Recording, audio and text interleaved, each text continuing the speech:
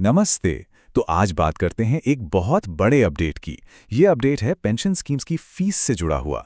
जी हाँ, पीएफआरडीए यानी pension fund regulatory and development authority ने कुछ नए रूल्स अनाउंस किए हैं। चलिए आराम से समझते हैं कि इनका हम सब पर क्या असर पड़ने वाला है। तो सीधा मुद्दे पर आते हैं। सबसे बड़ा सवाल, क्या पेंशन अकाउंट पर जो फीस लगती है वो अब बदलने वाली है? सवाल काफी इंपॉर्टेंट है क्योंकि इसका असर हम में से कई लोगों पर सीधा पड़ेगा। और इसका जवाब है बिल्कुल साफ साफ, हाँ, फीस बदल रही है। अगर आपका एनपीएस, यूपीएस या अटल पेंशन योजना में अकाउंट है तो ध्यान से सुनिए, नए चार्जेस फाइनल हो चुके हैं और 1 अक्टूबर 2025 से ये लागू हो जाएंगे।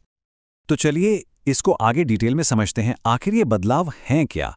गवर्नमेंट सेक्टर के लिए क्या नया है, प्राइवेट सेक्टर के लिए क्या अलग है, और इन सब के पीछे पीएफआरडीए के गाइडलाइंस क्या हैं, सब पर बात करेंगे। तो देखिए हो क्या रहा है। पीएफआरडीए, जो कि हमारी पेंशन स्कीम्स की रेगुलेटर है, उसने एक नया फी स्ट्रक्चर लागू किया है। ये नए rules central record keeping agencies यानी सीआरएज के लिए हैं। अच्छा, सीआरएस क्या है? ये वही एजेंसीज हैं जो हमारे पेंशन अकाउंट्स का सारा हिसाब किताब रखती हैं, और ये नया सिस्टम जून 2020 वाले पुराने नियमों को रिप्लेस कर देगा। ओके, तो शुरुआत करते हैं गवर्नमेंट सेक्टर से। जो लोग सरकारी नौकरी में हैं, उनके लिए क्या बदल रहा है, आइए देखते हैं। गवर्नमेंट एम्प्लॉइज के लिए देखिए, नया पैन अकाउंट खोलने का चार्ज है 18 रुपए अगर ई पैन किट लेते हैं तो, और अगर फिजिकल कार्ड चाहिए तो 40 रुपए। सालाना मेंटेनेंस चार्ज यानी एएमसी 100 रुपए फिक्स कर दिया गया है। और यहाँ एक अच्छी बात है, कंट्रीब्यूशन यानी लेन देन पर कोई पैसा नहीं कटेगा, जीरो। और अगर अकाउंट में बैलेंस जीरो भी हो तब भी कोई चार्ज नहीं है। ये काफी बढ़िया है।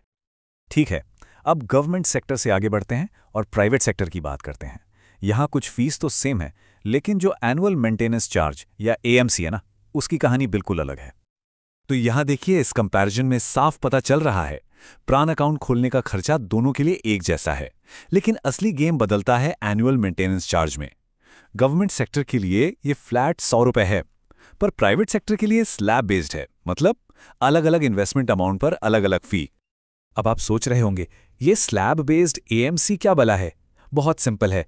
इसका मतलब है कि फी इस बात पर डिपेंड करेगी कि आपके पेंशन फंड में टोटल कितना पैसा जमा है। जितना ज्यादा कॉर्पस उतनी ज्यादा फी, लेकिन हाँ, इसकी भी एक लिमिट है।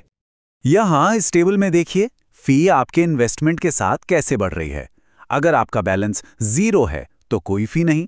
2 लाख तक के इन्वेस्टमेंट पर 100 रुपये सालाना, 2 लाख से 10 लाख तक 150 रुपये, और इसी तरह आगे। और जब आपका कॉर्पस 50 लाख से ज्यादा हो जाता है तब ये फी 500 रुपये पर आकर रुक जाती है। तो यहां पर सबसे इंपॉर्टेंट पॉइंट ये है, इससे आगे फी नहीं बढ़ेगी। आपका पेंशन फंड चाहे 50 लाख से बढ़कर 1 करोड़ हो जाए या उससे भी ज्यादा, सालाना मेंटेनेंस फीस सिर्फ 500 रुपये ही लगेगी। ये इसकी मैक्सिमम लिमिट है, यानी कैपिंग कर दी गई है। अब आगे बढ़ते हैं अटल पेंशन योजना यानी एपीवाई और एनपीएस लाइट सब्सक्राइबर्स की तरफ।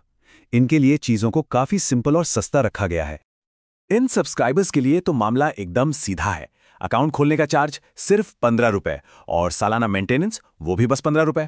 और हाँ, यहां भी कंट्रीब्यूशन ट्रांजैक्शन पर कोई फी नहीं है, बिल्कुल जीरो। चलिए अब आखिरी हिस्से में पीएफआरडीए की कुछ जरूरी गाइडलाइंस को समझ लेते हैं। ये वो नियम हैं जो इन सभी चार्जेस को गवर्न करते हैं। देखिए, कुछ बातें बिल्कुल क्लियर कर दी गई हैं। पहली और सबसे जरूरी बात, ये सब मैक्सिमम चार्जेस हैं, मतलब एजेंसीज इससे कम चार्ज कर सकती हैं, इससे ज्यादा नहीं। दूसरी बात, प्राइवेट सेक्टर का एएमसी सिर्फ टियर 1 अकाउंट के पैसे पर लगेगा। और तीसरी बात, सभी एजेंसीज को अपनी फीस अपनी वेबसाइट और ऐप पर साफ साफ दिखानी होगी। ट्रांसपेरेंसी जरूरी है। इस बात को फिर से हाईलाइट करना जरूरी है कि पीएफआरडीए ने साफ कहा है कि ये नया फी स्ट्रक्चर एक मैक्सिमम लिमिट है, एक सीलिंग है, ये कोई फिक्स्ड रेट नहीं है। इसका मतलब क्या हुआ? मतलब ये कि एजेंसीज आपस में compete कर सकती हैं और हो सकता है कि आपको इससे भी कम फीस पर सर्विसेज मिल जाएं। तो अब जब ये सारी डिटेल सामने हैं, एक बड़ा सवाल उठता है, फीस में ये जो बदलाव हो रहे हैं, ये हमारे लॉन्ग टर्म रिटायरमेंट गोल्स पर क्या असर डालेंगे? ये एक ऐसा सवाल है जिसका जवाब हर इन्वेस्टर को अपने लिए सोचना होगा।